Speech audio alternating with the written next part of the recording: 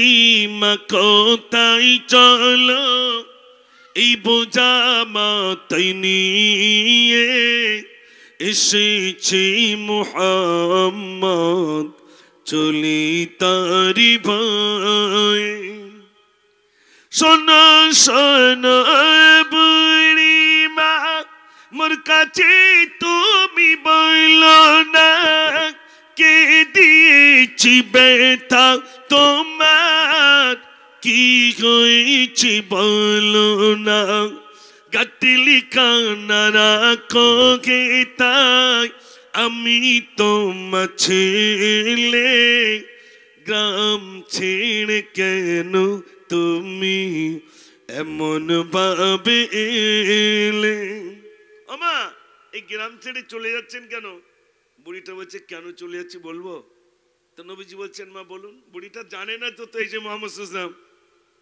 তো নবীজি বলছেন মা কেন চলে যাচ্ছেন বলুন বুড়িটা চলে যাওয়ার কারণ বলছে মন দিয়ে শুনবেন বলি শোনো বেটা আমার চলি কিসের বয়ে এমন যুবক আসলো হে তাই চলি তারি ভয়ে নামটি তাকার মোহাম্মদ রে মাতা তাকার আমিনা মোরা যাদের পূজা করি সে তো তাদের মানে না আমরা যাদের মাবুদ বলি ও তাদের মানতে চায় না কেউ আগুনকে মাবুদ বলে কেউ গাছকে স্রষ্টা বলে তাই আমরা যাদের মাবুদ বলি ও তাদের মানতে চাই না এজন্য চলে যাচ্ছি নবীজি বলছেন ও মা আর কি অন্যায় আছে বুড়িটা দ্বিতীয় অন্যায়ের কথা বলছে মন দিয়ে শোনেন দয়া নাই রে মায়া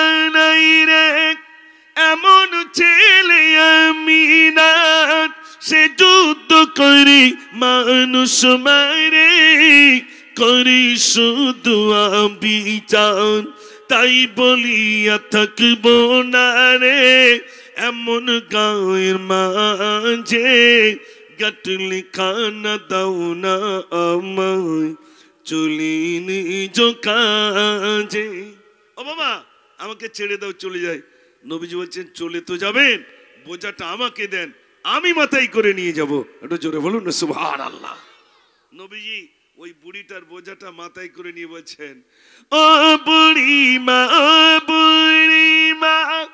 গাটলি খানা দাও আমায় চলো চলি দুজনেতে যেতাই গিয়ে সন্ধ্যা হয় গাটলি খানা মাথায় নিয়ে আমার নবী চলেন বুড়িমা বলছেন এমন মায়াকে দেখাবে বুড়িমা এবার বলেন ও বাবা এমন ছেলে তো দেখেনি বাবা কে তুমি আমার বোঝাটা বহন করে নিয়ে যাচ্ছ মক্কায় এমন বাচ্চা জন্ম নেয়নি যে অন্যের উপকারের জন্য কাজে আসবে এমন ছেলে মক্কা আসেনি শোনো বাবা ওই মক্কার মুহাম্মদ না হয়ে যদি তুমি হতে আমি গ্রাম ছেড়ে আর চলে যেতাম না জোরে বলুন না সুবহানাল্লাহ বুড়িটা বলি ফেললেন মুহাম্মদ তো নাই আসিয়া বাবা তুমি যদি আসিতে গ্রাম ছেড়ে না আসিতাম থাকতাম আমি খুশিতে এমন মায়া তোমার বাবা তোমার নাম কি বলো নবীজি বলছেন ও বুড়ি মা বলবো আমি কোথায় যাবে চলো ও মা কোথায় যাবেন চলেন বুড়িটা যাচ্ছেন আর রাসূল পিছনে বোঝা নিয়ে যাচ্ছেন বুড়িটা বারে বারে বলছে বাবা নামটা একটু বলো বাবা নবীজি বলছে মা বলবো চলুন না গন্তব্যস্থানে এসে গেছেন রাসূল চলে যাচ্ছেন বুড়িটা পিছন দিক দিয়ে ডাকছে বাবা সে নামটা তো তুমি বললে না বুড়ি মা বলে বাবা ছেলে এবার তুমি চলো যাওয়ার আগে নামটি তুমি আমার সাথে বলো নবীজি বলেন বুড়ি মা যার বইতে চলেছ আমি তো সেই মুহাম্মদ, কি ভয় তুমি পেয়েছ। একটু জোরে বলুন না সুবহানাল্লাহ। বুড়ি তো অবাক, আহারে কার বিরুদ্ধে এত কথা বললাম, যার বিরুদ্ধে এত কথা বলি আর সেই আমার বোঝাটা বহন করে নিয়ে আসে। বুড়িটা এবার সিদ্ধান্ত নিচ্ছেন, দেখেন এই বুড়িটার গায়ে জল ছেটাতে হয়েছে কিনা, গালে গোশত দিতে হয়েছে কিনা, বুড়িটা কি সিদ্ধান্ত নিচ্ছে শোনেন। এত দয়া তোমার বাবা, আগে যদি জানিতাম, কেন বাবা ঘর হতে গাটলি খানা আনিতাম। ভুল করেছি বাবা ছেলে, ক্ষমা আমায় করে দাও। ইসলাম আমি করব কবুল, কলমা আমায় বলে দাও। জোরে বলুন না সুবহানাল্লাহ। বুড়িটার বলতে হলো না, ইসলামের কলমা পড়ে মুসলমান হয়ে গেলেন। আজ কি যেন খুশির জোয়ার নেমে এসেছে, আজ কি যেন খুশির জোয়ার নেমে এসেছে। সাত দিয়ার যুবক বৃন্দের খুশি এসেছে, আজ কি যেন খুশির জোয়ার নেমে এসেছে, আজ কি যেন খুশির জোয়ার নেমে এসেছে। পাপের রাশি ক্ষমা করো ও গো দয়াময়, ও গো দয়াময়। তোমার আযাব কঠিন আযাব, তাই মনে ভয় হয়, তাই মনে ভয় হয়। রহম কইরা, রহম কইরা, দয়া কইরা মোদের নসিবে, জান্নাতের ওই শেষ মহলে মোদের রাখিবে। নারী তাকবীর। আল্লাহ তোমায় আমি ভুলেছি, ভুলেছি তোমার ওই ঘর, জানি আমি মরিলে আসবে স্বজন, সবাই সেদিন হবে পার। আল্লাহ তোমায় আমি ভুলেছি, ভুলেছি তোমার ওই ঘর।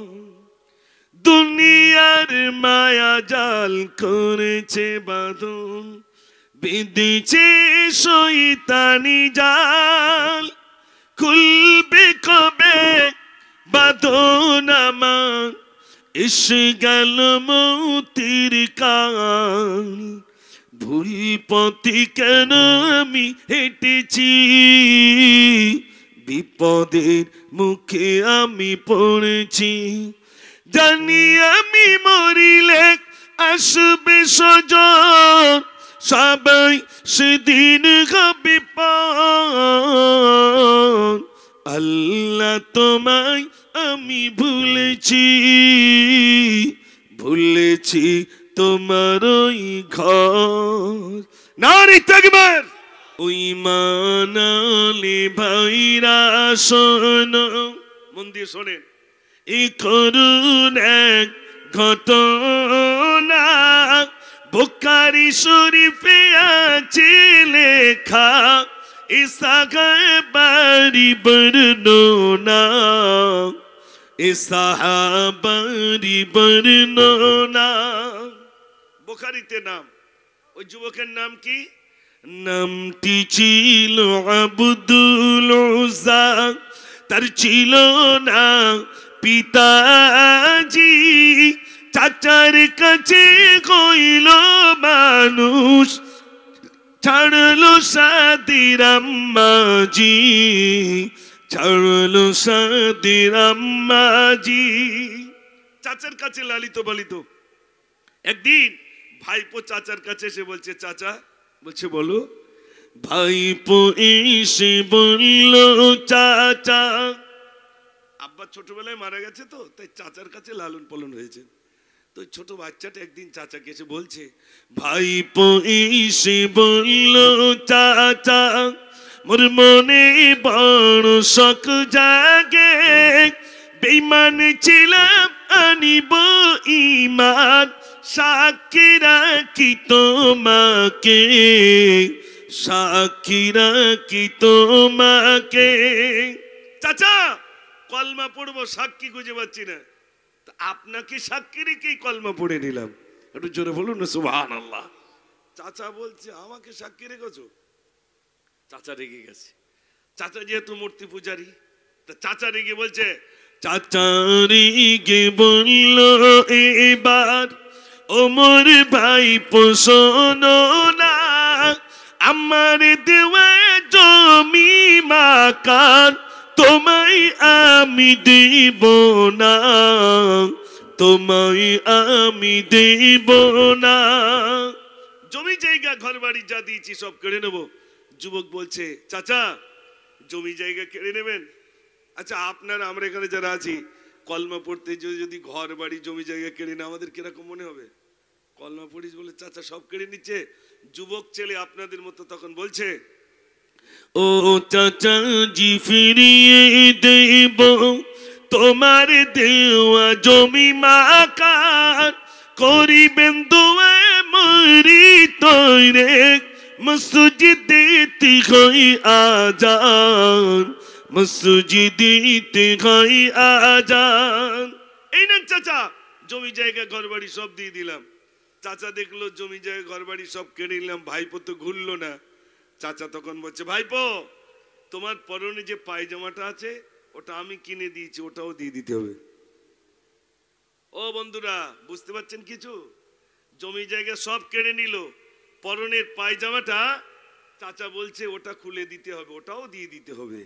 যুবক ছেলে কলমা পড়তে যে জমি জায়গা চলে গেল।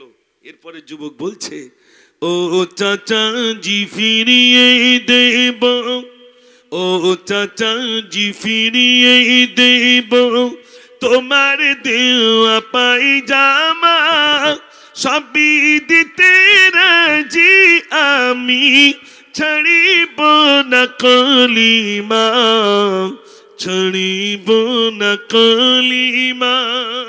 সব চলে যেতে রাজি, কলমা ছাড়বো না। একটু জোরে বলুন না সুবহানাল্লাহ।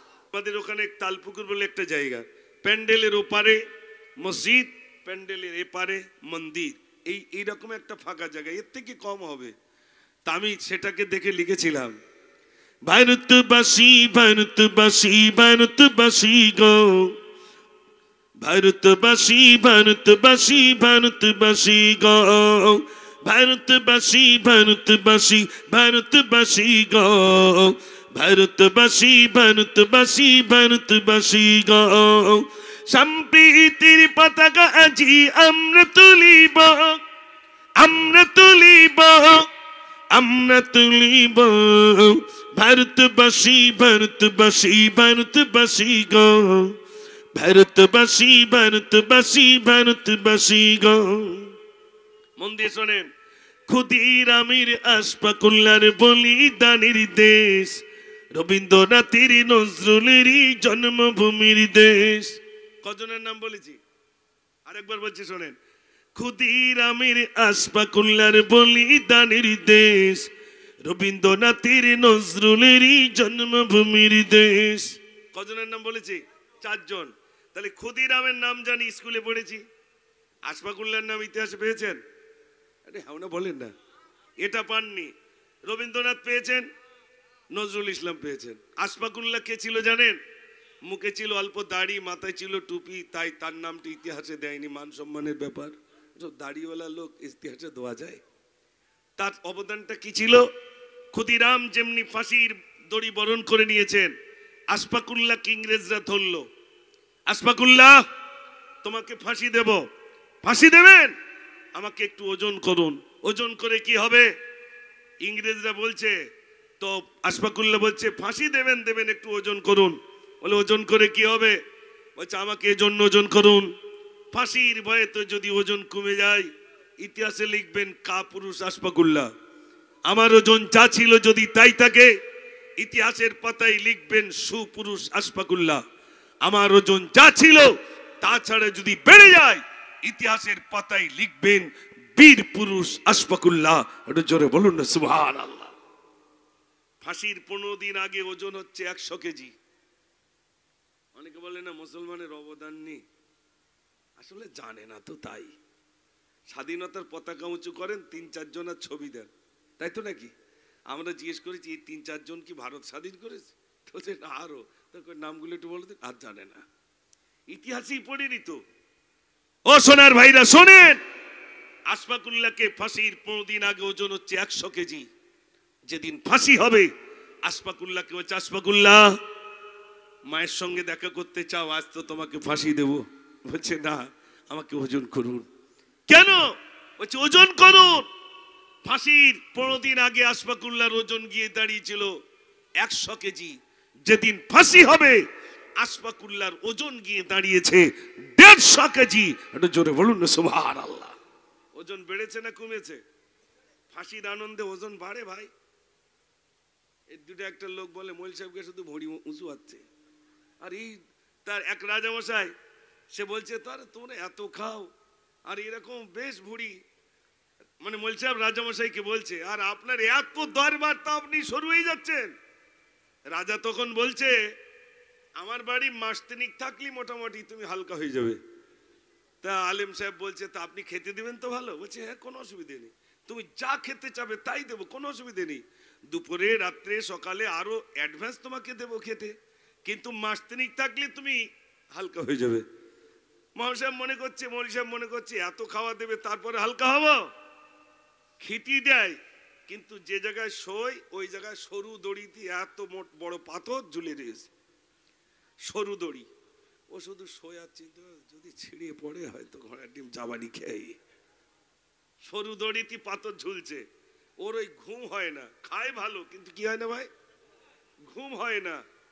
ও মাস তিনিকের মধ্যে মোটামুটি ভুঁড়ি কমে গেছে, ব্যায়াম করতে হয়নি।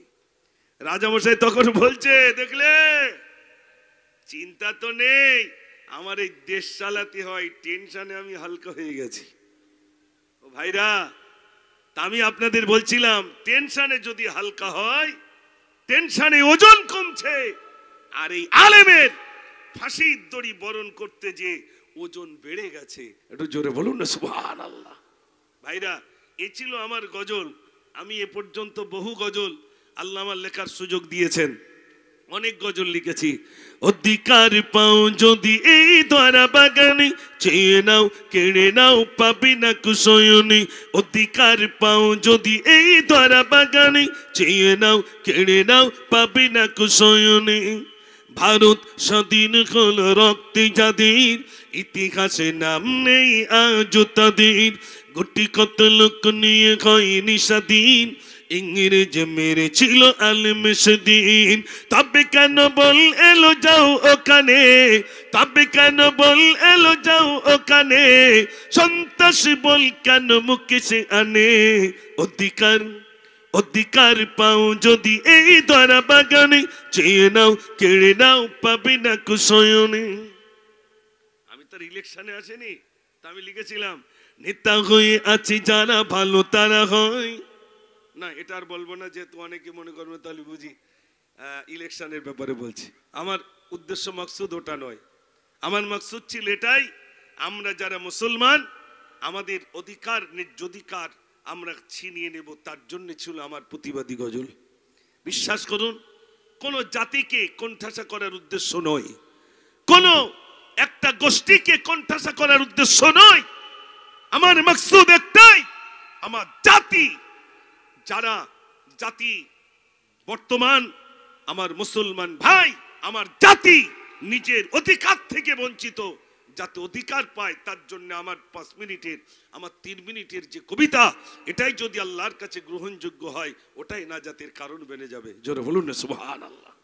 আমার যুবক ভাইরা, আমি আর ওই গজল বলতে পারি না, ধুমধাম ধুমধাম হবে, আপনারা বলবেন না একটা কিছু হচ্ছে, ওইটা আমি পারি না। আমি যেটা বলি, আমার লাইফে সর্বপ্রথম যে গজলটা আমি শুরু করেছিলাম, প্যারা নবী সাল্লাল্লাহু আলাইহি সাল্লামের শানে লিখেছিলাম, পূর্ণিমারি চাঁদ জলে মায়া মিনারি কোলে, পূর্ণিমারি চাঁদ জলে মায়া মিনারি কোলে। সাউন্ডম্যান আছে? হড়বড় হড়বড় করছে কেন? কিরম একটা সাউন্ড হচ্ছে না, আমার নিজের শুনতে বিরক্ত লাগছে। কই ডেকোরেটর কই চলে গেল কেন? না না না, বেচারি মনে কোন একটা সমস্যা হয়েছে। এনার সাউন্ড ভালো, বলতে ইচ্ছা হয়, কিন্তু আজকে সব জায়গায় কি আর প্লেয়ার ভালো খেলতে পারে? দুই এক জায়গায় একটু এলবিলি হয় না? আমারও হয় মাঝে মাঝে। সব জায়গায় যে গজল বলতে পারে, ও কাজ হয়ে গেছে, বুড়ো হয়ে গেছে, আর হবে না, এরম বলে। যখন যে সুযোগ পায় সে তখন একটু বলে, বলে না? বলে না? বলে। এই জন্য আমার ভাইরা একটু বসেন।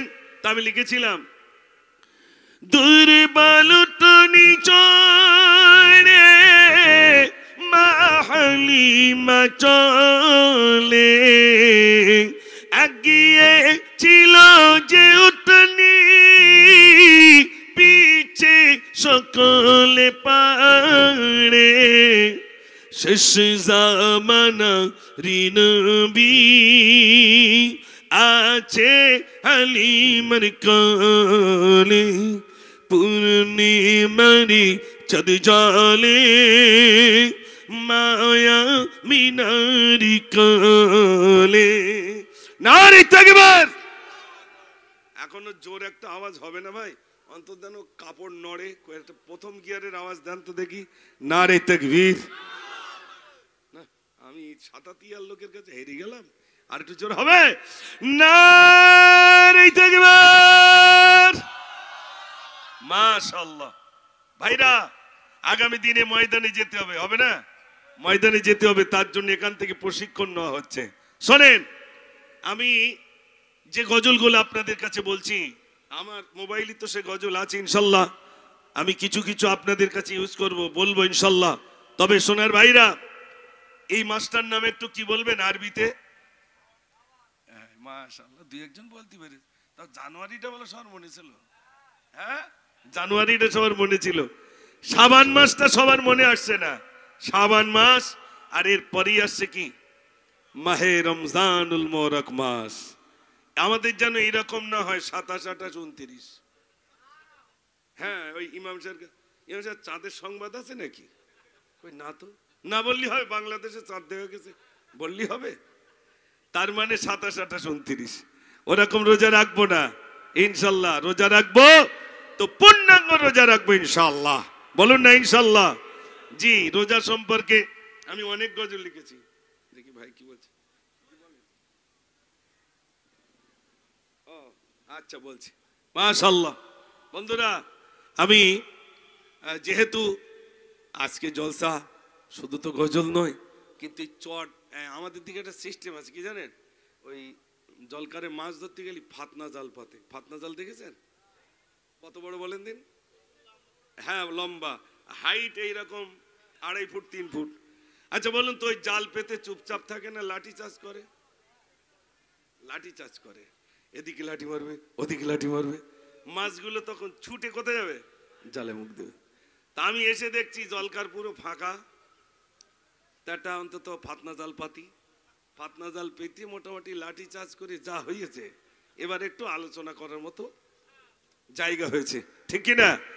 আর আপনারা এই দেখেন, শুধু গজল মজা লাগে না। শুধু গজল মজা লাগে না, তার সঙ্গে কিছু আপনি আচ্ছা আপনি রসগোল্লা খেয়েছেন। রসগোল্লা একটা মিষ্টি, কিন্তু রসগোল্লার ইতিহাসটা তার থেকে আরো মিষ্টি। রসগোল্লা কে সর্বপ্রথম তৈরি করেছিলেন? কোন দেশে তৈরি হয়েছিল? কিভাবে তৈরি হয়েছিল? কোন মানুষ তৈরি করেছিলেন? ইতিহাস মিষ্টি না মিষ্টি না ভাই? এই মাইক্রোফোন সর্বপ্রথমে কে তৈরি করেছিলেন? এই বিদ্যুৎ কিভাবে এসেছিল? কোথায় উৎপত্তি হয়েছিল? এর নাম ইতিহাস। ইতিহাস মিষ্টি। যার রসগোল্লা একটা খেতে মিষ্টি, তার থেকে অধিক মিষ্টি ইতিহাস জানা। একটু জোরে বলুন না সুবহানাল্লাহ। অনেক হাজি সাহেব হজপাকে যান, হজপাকে গেছেন, শুধু দেখছেন পাহাড় আর পাহাড়। এরকম পাহাড়ের ভিতরে তো অগণিত পাহাড় আছে।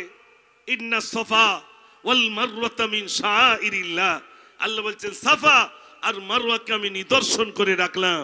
কেন না, মা হাজরা শিশু ইসমাইল আলাইহিস সালাতু ওয়াসসালামের জন্য পানি পান করানোর জন্য একবার নয়, দুইবার নয়, 7 বার ছোটাছুটি করেছিলেন। আচ্ছা বলুন, আমরা বললাম 7 বার ছোটাছুটি, তা 7 বার ছুটেছেন কোন জায়গায়? পাহাড়ে ছোটা যায়? একটু জোরে বলেন না। এখান থেকে মনে করুন এই খুঁটি থেকে এইটা পাহাড় উঁচু, তো পাহাড়ের পরে একটা সমতল জায়গা, আবার একটা পাহাড়। উনি ওখানে উঠলেন, সাফা পাহাড়। ওখান থেকে দেখছেন এই পাহাড়ে চিকচিক করছে, মনে ওখানে পানি আছে। ওখান থেকে নেমে এই সমতল জায়গাটা ছুটলেন, আর বারে বারে ঘাড় ঘুরিয়ে দেখছেন শিশু ইসমাইলের দিকে। এমন সময় দেখছেন ওখান থেকে পানি বার হতে শুরু হলো। মা হাজরা তিনি কি করলেন, এসেই 3টে পাথর ঘিরে দিয়ে বললেন জমজম থেমে যাও। আজও পর্যন্ত থেমে আছে। এই জমজম বলি, কোন পাহাড় বলি, এর ইতিহাস যখন জানবেন তখন সব থেকে বেশি মজা লাগবে। একটু জোরে বলুন না সুবহানাল্লাহ। তাই আমি আমার সকল যুবক ভাইদের কাছে বলবো, আর মাত্র কয়েকদিন পরে আসছে মাহে রমজানুল মুবারক মাস, বরকতময় মাস। যে মাসের প্রথম আছে রহমত, তারপর আছে মাগফিরাত, তারপর আছে নাজাত। আল্লাহ বান্দাকে মুক্ত করে দেবেন, মুক্তি দিয়ে দেবেন। একটু জোরে বলুন না সুবহানাল্লাহ।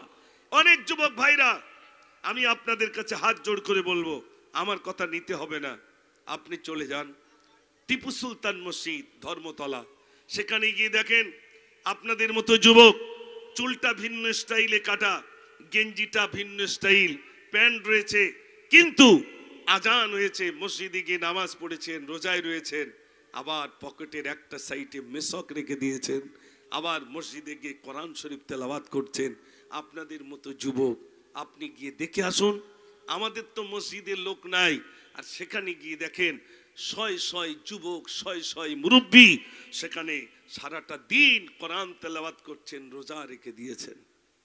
আমরা এগুলো পারি না কেন ভাই? আমি আপনাদের ভাই হিসাবে আপনাদের কাছে অনুরোধ করব, আজ থেকে নিয়ত করুন রমজানের একটা রোজা আমি ছাড়বো না ইনশাল্লাহ। একটু বলবেন না ইনশাল্লাহ? জি, রমজানের রোজা রাখুন। আপনি দান করবেন, ওটা লোক দেখানো হতে পারে। এই মিলাদ দিয়েছেন তো, এটা লোক দেখানো হতে পারে। আমি মুজাফফর এখানে এসেছি, বক্তব্য, এটা লোক দেখানো হতে পারে। আপনি শিক্ষকতা করবেন, লোক দেখানো হতে পারে। ইমামতি করবেন, লোক দেখানো হতে পারে। কিন্তু রোজা কখনো লোক দেখানো হয় না, রোজাটা আল্লাহ দেখানোই হয়ে যায়। জোরে বলুন না সুবহানাল্লাহ। এটা জোরে হবে না সুবহানাল্লাহ? সুবহানাল্লাহটা বলবেন। ভাইরা আমার, জবরদস্ত আল্লাহর ওলি রাস্তা দিয়ে চলেছেন, পাশেই দেখছেন বিরাট বড় একটা কবরস্থান। তিনি সালাম দিলেন আসসালামু আলাইকুম, উত্তর চলে এলো ওয়ালাইকুম আসসালাম। আল্লাহর ওলি কাশ্মীর ভিতরে দেখেন আল্লাহর একজন বান্দা কবরে এসে কোরআন শরীফ তেলাওয়াত করেন, কোরআন পড়েন। তিনি সালাম দিলেন আসসালামু আলাইকুম, উত্তর চলে এলো ওয়ালাইকুম আসসালাম। কতদিন ধরে কবরে কোরআন পড়ে, কতদিন ধরে কবরে কোরআন পড়ি আমি জানি না, তবে কবরে শেষে 1 খতম নয়, 2 খতম নয়, বরং 70,000 খতম পড়েছি। কত হাজার?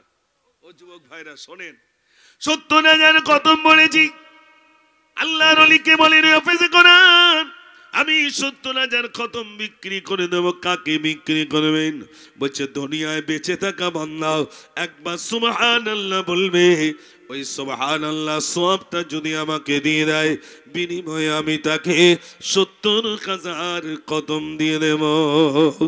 ও সোনার ভাইরা, যুবক ভাইরা আমার, আপনাদের কাছে অনুরোধ, এই মোবাইলে দেখবেন কত অ্যাপ রয়েছে কোরআন শরীফ শেখার। রমজান মাসে রোজা রেখেছেন, ওই অ্যাপটা বার করুন। যে অ্যাপ বার করলে আপনি নিজে বাড়িতে বাড়িতে কোরআন শরীফ শিখতে পারবেন। ওই অ্যাপের উপরে হাত দিবেন, যে অক্ষরের উপরে আঙুলটা রাখবেন দেখবেন তা থেকে আওয়াজ আসছে, বলবেন আলিফ বলবে না, বলবে না। জিমের উপরে হাত দেবেন, মনে করবেন এটা কোনো করতে জানি না, সঙ্গে সঙ্গে ওটা বলে দেবে জিম কেমন বলতে হবে, দাঁতটা কোথায় লাগবে, জিভ কোথায় লাগবে, ঠোঁটটা কেমন হবে, সব বলে দেবে। এই গোটা কোরআনের ভিতরে কোরআন শিখতে গেলে কটা হুরুফ তাও আপনার পেয়ে যাবেন। এই জন্য আপনাদের কাছে অনুরোধ, রমজান মাস আল্লাহ রাব্বুল আলামিন কোরআন নাজিল করেছেন, আর ওই কোরআন বেশি বেশি করে যুবক ভাইরা আপনারা পড়বেন। ও সোনার ভাইরা, আপনার যুবকদের বিরাট অবদান ইসলামে, সব থেকে বেশি যুবকদের অবদান। হযরত আলী রাদিয়াল্লাহু তাআলা তিনি যুবক ছিলেন, মাত্র 8.5 বছর বয়সে তিনি ইসলাম কবুল করে নিয়েছেন। 8.5 বছর বয়স। এই জন্য আপনাদের কাছে আমি বলে যাই, যুবক ভাইরা, একটা রোজা যদি ইচ্ছাকৃত ছেড়ে দেন, শোনে নেন, একটা রোজা যদি ইচ্ছাকৃত ছেড়ে দেন, একটা রোজা যদি ছাড়েন, তাহলে দেখা যাবে 60টা রোজা করা লাগবে। আর একটা রোজা, রমজানের একটা রোজা ইচ্ছাকৃত যদি ছেড়ে দেন, 60টা রোজা করার পরেও একটা রোজার রহমত মাগফিরাত থেকে আপনি বঞ্চিত হয়ে যাবেন। একটা রোজা ছাড়া যাবে না। এই রোজার পাবো বলে মনে আছে? এখানে যারা আছেন সত্যি কথা বলবেন, রমজানে রোজা রাখলে অনেক রোজা রেখেছি। রোজা না মানে নফসকে দমন করা। কাকে দমন করা? নফস। নফস মানে কোনটা? এই নফস বলছে সারা রাত মোবাইল দেখো, দেখবেন এমন সিস্টেমে ঠেলে ঠেলে শেষ হয় বলে মনে হয়। একটু কথা বলেন। নফস বলছে তুমি চালাও, এরপরে আর একটা ভালো জিনিস রয়েছে, আর ঠেলেই যাচ্ছেন ঠেলেই যাচ্ছেন। নফস বলছে আরো চলো চলো চলো চলো। এইরকম নফস বলে বলে বলে বলে হঠাৎ মসজিদ আজান হচ্ছে, আসসালাতু খায়রুম মিনান নাওম। এটা বেলা 12টার সময় এই শব্দটা বলে, ভোরবেলা। তার মানে আপনার মোবাইলের পিছনে কি হয়ে গেছে? জোরে বলেন, ভোর হয়ে গেল। আমি আমার যুবক ভাইদের কাছে অনুরোধ, কি গজল বলতে নেই, উঠে যাচ্ছ নাকি? এই দেখো, ওই ওই ওই নফস বলতে চল বাড়ি চল, আবার বলবানি তুমি বসে ওরম কেন? লোকে কি বলবে? আমার মান সম্মান গেল। আবার শুরু করতিস, দাঁড়াও তা। আচ্ছা ওটা বলবো, তুমি বসো। পুরোটা কি মনে আছে? সেলাইন 1 বোতল একসঙ্গে দেওয়া যায়? তোমার কেন মনে হয়? আমরা খুব ছটফট করি।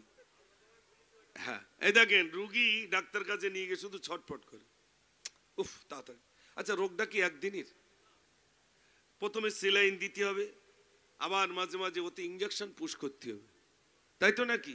অ্যান্টিবায়োটিক পুশ করতে হবে। তারপরে তো একটা রুগী মোটামুটি তাও 72 ঘন্টা সময় নেন।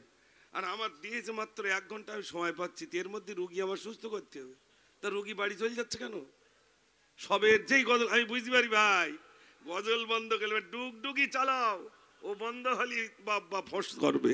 আমি বলবো ইনশাল্লাহ যুবক ভাইরা, তো উঠতে আমি দিচ্ছি রে, কেন জানেন?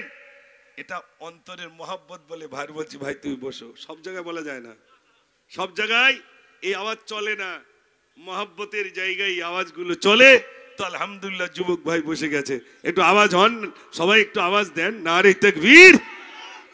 অনেক মুরব্বী এসেছেন এখানে, শোনেন, একটা স্কুলে আপনি যাবেন ক্লাস 8-এ, একটা 8-এর যে সাবজেক্ট, সেই সাবজেক্ট পড়ালে 8-এ যে সমস্ত ক্লাসে ছাত্রছাত্রী আছে সবাই বুঝতে পারবে, পারবে না ভাই?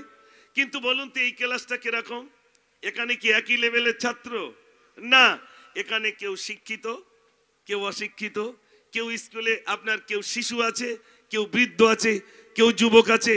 এখানে লেভেলটা এমন, এখানে বক্তব্য রাখাটা অনেক কঠিন। এখানে শিশু ধরে রাখতে হবে, যুবক ধরে রাখতে হবে, বৃদ্ধ ধরে রাখতে হবে, সকলের সামনে যাতে সবাই খোরাক পায়, তার জন্যে আমার কথা বলা লাগবে। আমি যেই গজল বলা বন্ধ করেছি ওটা শুরু, তার মানে আমার আর খিদে নেই, আমার পেট ফুল হয়ে গেছে। না, খিদে আছে, ভাল লাগে না। খিদে আছে, ভালো লাগতেছে না। আমার ভাইয়ের খিদে ইনশাল্লাহ পুরা করা হবে। একটু তাকবীর সবাই আরেকবার দেন, নারে তাকবীর। এই ভাই বলছিলেন, আমি লিখেছিলাম মানে রোজাইনি, উনি যাচ্ছে শুধু মার্কেটিং করতে, শ্বশুরের জন্য, শাশুড়ির জন্য, এর জন্য, তার জন্য। আমি একদিন বলে ফেলি যে এই যে মার্কেট হচ্ছে তো অর্ধেক লোক রোজাইনি। আমার দিক তাকিয়ে রয়েছে, এ হুজুর কোথাকার?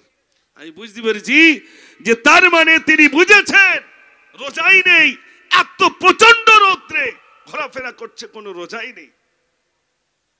ও সোনার ভাইরা আমার, আল্লাহ রাব্বুল আলামিন আমাদের জন্য রোজা ফরজ করেছেন, রোজা ফরজ করেছেন। যদি কোনো বান্দা বান্দি রোজা রাখেন, আল্লাহর নবী সাল্লাল্লাহু আলাইহি ওয়াসাল্লাম বলেন, রোজা রাখনে ওয়ালার জন্য, যে ব্যক্তি রোজা রাখবেন, যে ব্যক্তি রোজা রাখবেন, পূর্ণ রোজা রাখবেন, আল্লাহ রাব্বুল আলামিন বলেন, যে বান্দা রোজা রাখলো তার পুরস্কার দুনিয়ার কোনো মানুষের দ্বারাই নাই, ফেরেশতাদের দ্বারাই নাই, নবীদের দ্বারাই নয়। আল্লাহ রাব্বুল আলামিন বলেন, তার পুরস্কার আমি আল্লাহ, আমি নিজ কুদরতি হাতে আমি আমার বান্দার পুরস্কৃত করব।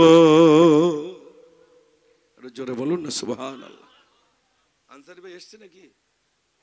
মাশাআল্লাহ, একটু তাকবীর দেন সবাই, নারে তাকবীর, মাশাআল্লাহ। ও সোনার ভাইরা আমার, আমি পরিশেষে দুটি গজল বলে বিদায় আমার শোনেন। রোজা রাখবেন, ফরজ রোজা রাখবেন, আবার পুনরায় রমজান পাবো কি জানি না। এই রমজান মাসে একটি রাত রইল, যে রাত্রি কোন লাইলাতুল কদরের রাত।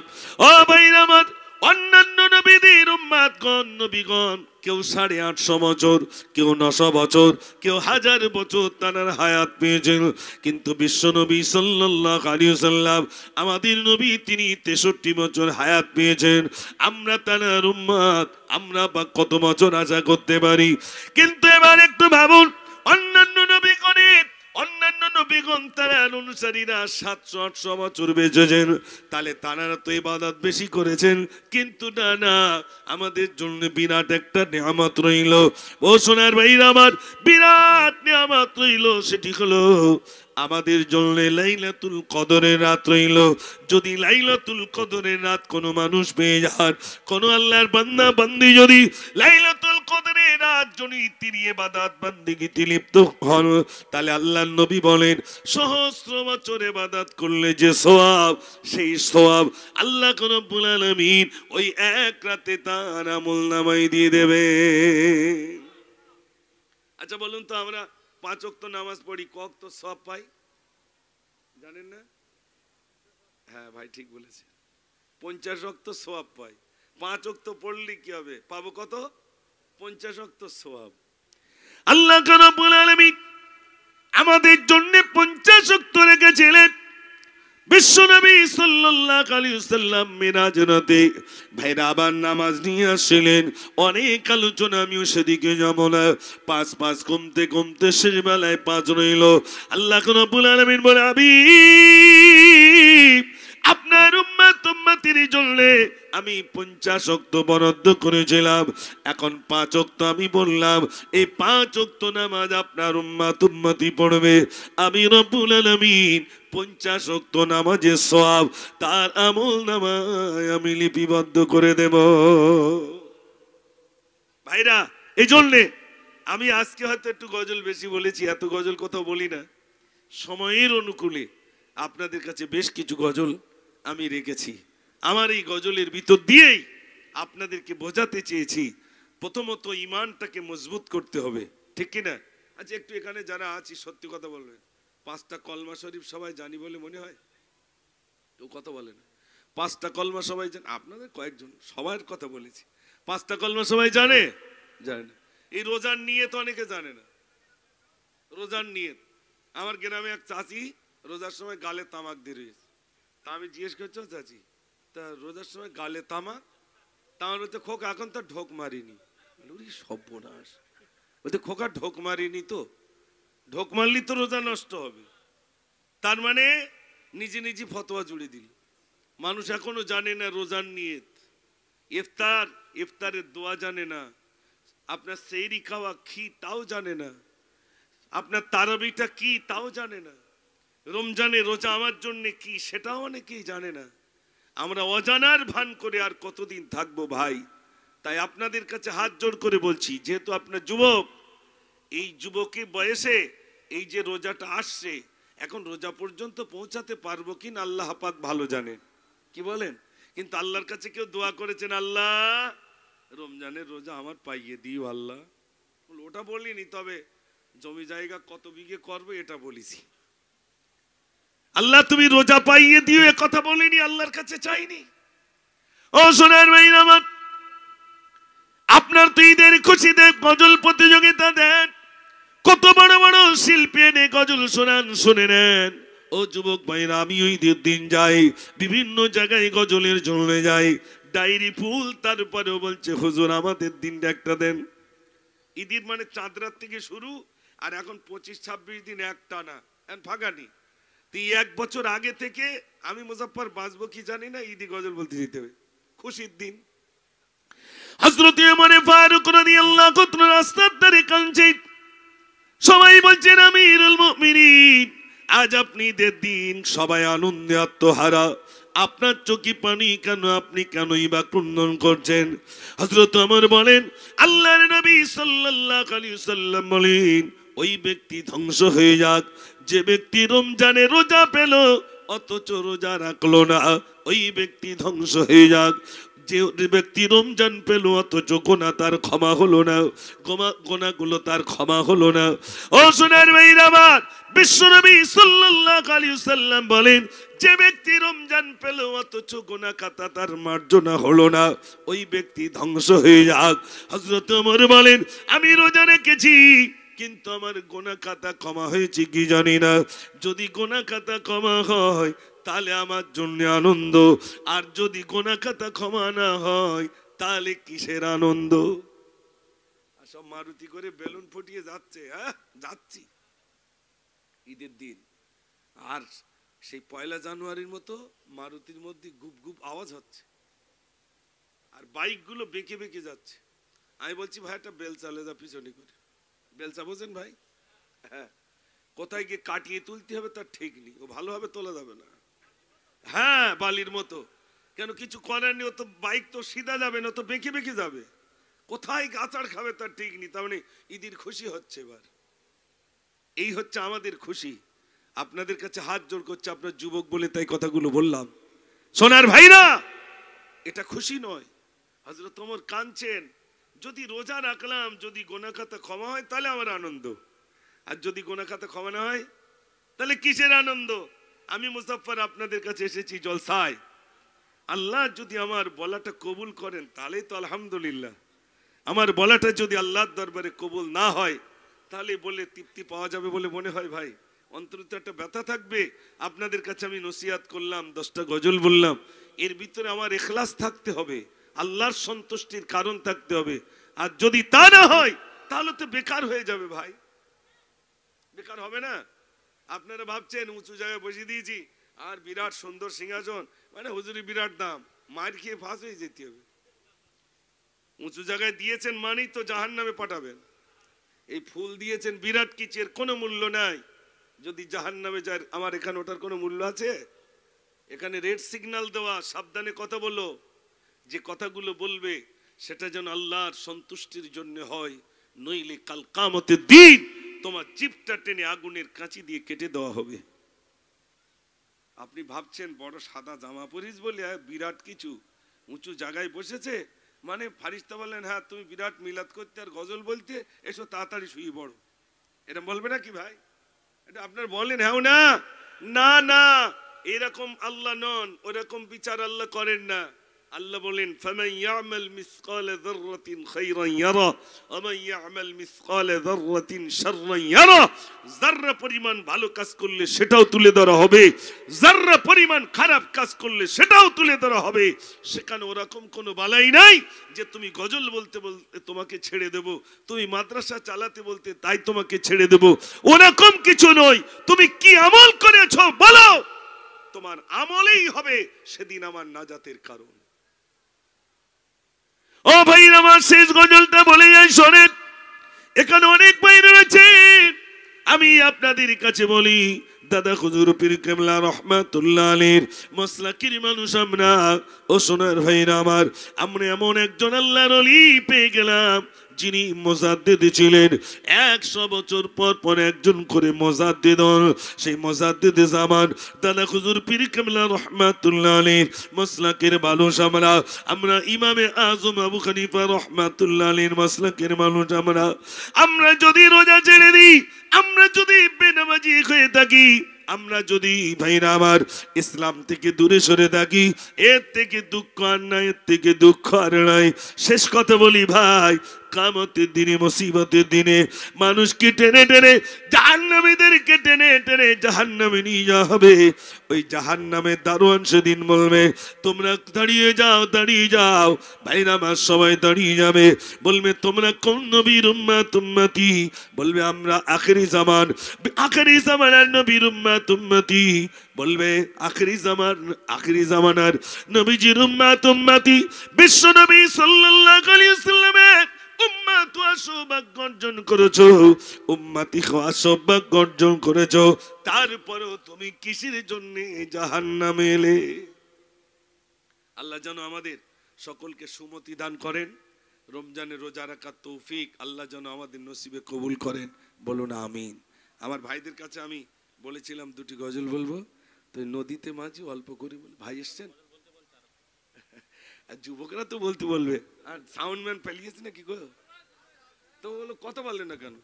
তুমি এরম দেখছো কেন আজ?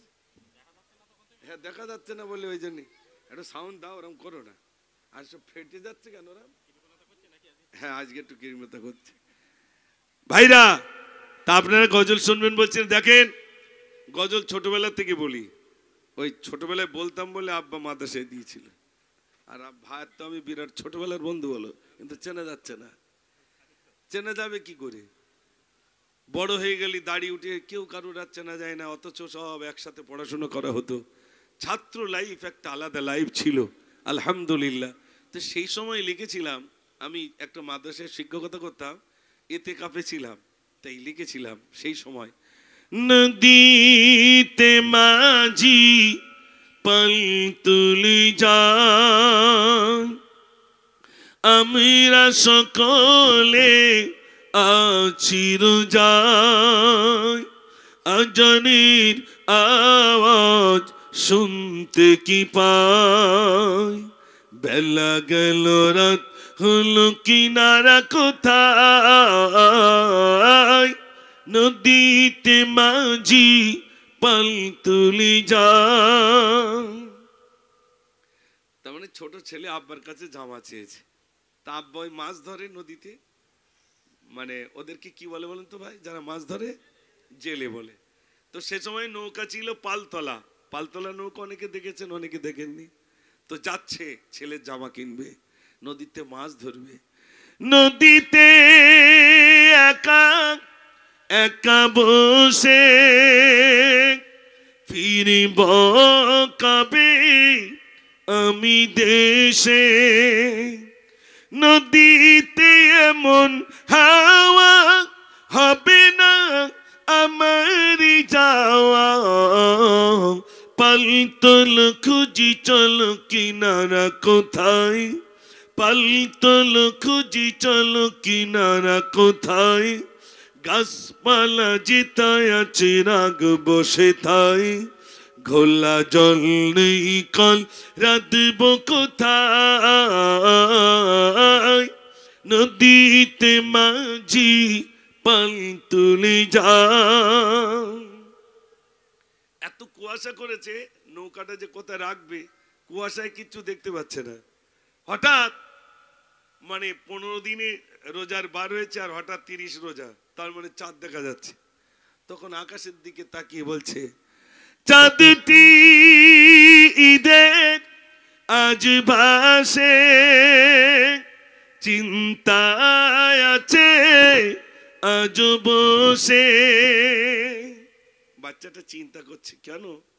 কবে যাব আমি ঘরে, ছেলে মেয়ে ঘরে দরে দরে, সেই যে গুজে ইমাম ঈদগাহে যাই, বাচ্চা ছেলে খোঁজে আব্বা কোথায়, খোঁজে আমি পাই না কিনারা কোথায়, নদীতে মাঝি পাল তুলে যায়। এটা ছিল আমার অনেক আগেকার সেই গজলটা। আজ তারপরেও আপনাদের এই সাতাতিয়া এসে আমার যুবক ভাইরা স্মরণ করিয়ে দিয়েছেন, আলহামদুলিল্লাহ খুব ভালো লাগলো।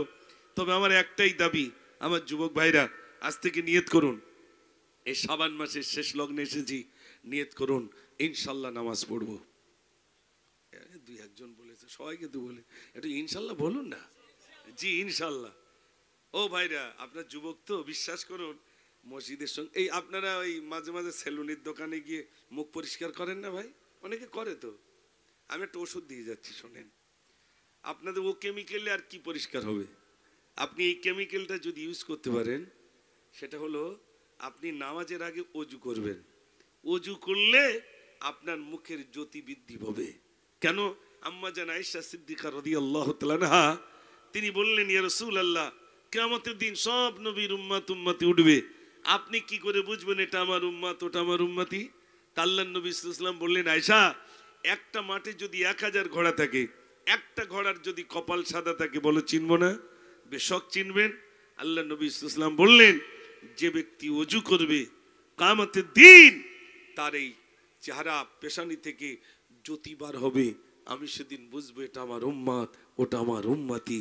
একটু জোরে বলুন না সুবহানাল্লাহ। দুনিয়ায় জ্যোতি পাবেন, নামাজি ব্যক্তির মুখের একটা জিল্লা থাকে না? থাকে না ভাই? ওযু করবেন, আপনার মুখে একটা জ্যোতি আসবে।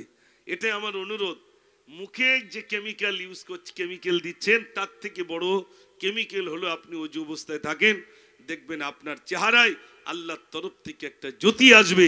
তাই আমার যুবক ভাইদের কাছে অনুরোধ, আজ থেকে ইনশাআল্লাহ নিয়ত করুন নামাজ পড়বো আর রমজানের পূর্ণ রোজা রাখবো ইনশাআল্লাহ।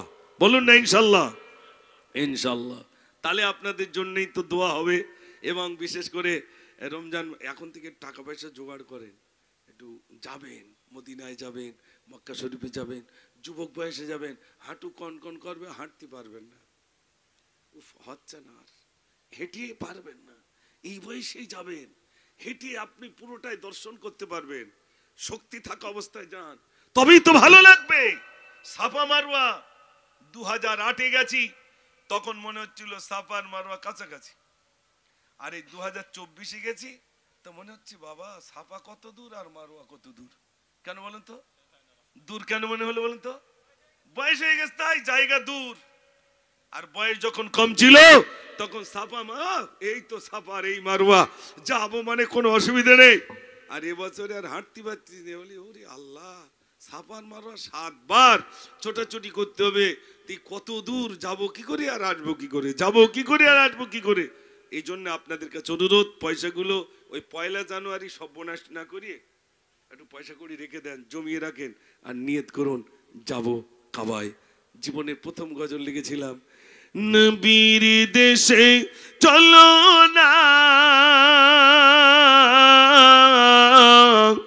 জিয়ারতি ওই মদিনা, স্বপ্নে আমি দেখি সোনার মদিনা, স্বপ্নে আমি দেখি সোনার মদিনা।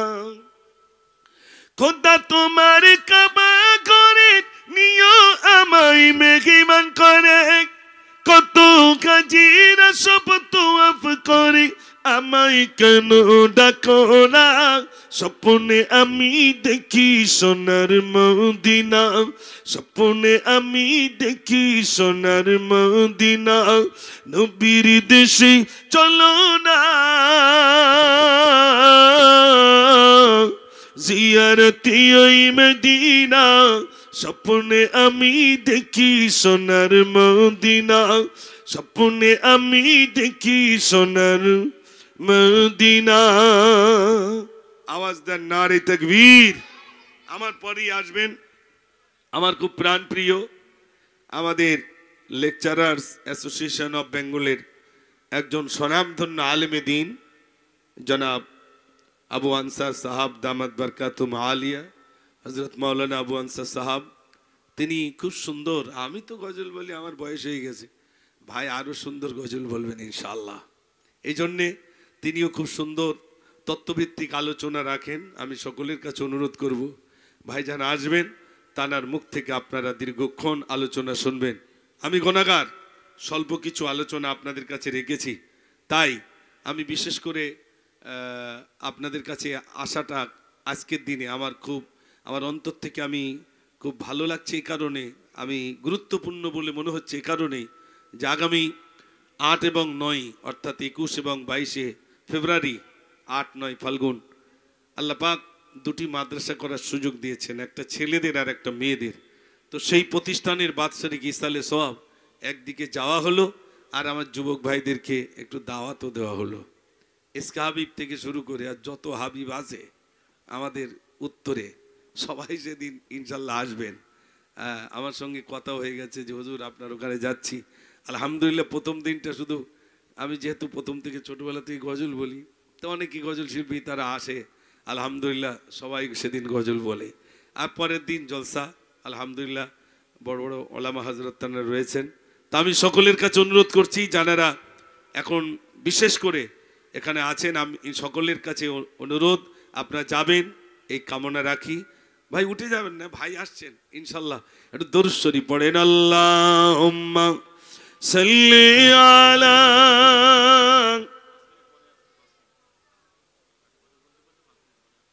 ওয়া আলা আলি সাইয়্যিদিনা साज गंबद वाले मंजूर दुआ करना, जब वक्त नज़र आए दीदार अता करना। ऐ नूर खुदा आकर